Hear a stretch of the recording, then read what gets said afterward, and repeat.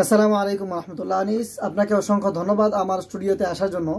আমি বাংলাদেশের বর্তমানের প্রেক্ষাপট নিয়ে আমি যারা ছাত্রলীগ তাদের সম্পর্কে এবং তাদের জন্ম এগুলো সম্পর্কে এবং তাদের পরিচয় সম্পর্কে আপনার কাছে একটু জানতে চাই। আপনি সংক্ষিপ্ত আকারে একটু জানাবেন আমাদেরকে।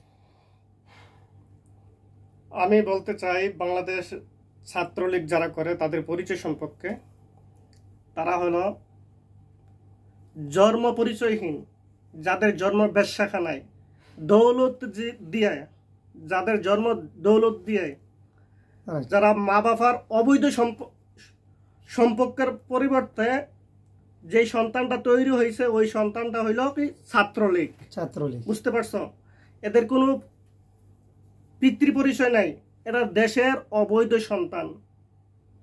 বুঝছো? এদের কোনো পরিচয় নাই। আর আমি গার্জিয়ানদেরকে বলবো, যার ঘরে যার সন্তান ছাত্রলীগ করে তাকে আপনি ত্যায্যপুত্র করেন, কারণ সে দেশের শত্রু, দশের শত্রু, জনগণের শত্রু। হলো ভারতের পাঁচটা ডাইনি হাসিনার দালাল। বাংলাদেশে আসলে কিন্তু বাংলাদেশে বর্তমানে যে অবস্থা, যে প্রেক্ষাপট আমাদের দেখলে আমাদের মনে হয় না যে আমরা যে ইংরেজদের কাছ থেকে যেভাবে আমরা 1971 সালে বাংলাদেশ স্বাধীন করার পরে আমরা একটা স্বাধীন বাংলাদেশ পেয়েছিলাম, আসলে আমার কাছে মনে হয় না ওই স্বাধীন বাংলাদেশটা বর্তমানে আছে। বাংলাদেশটা বর্তমানে একটা অন্য দেশের গোলামে পরিবর্তন হয়ে গেছে।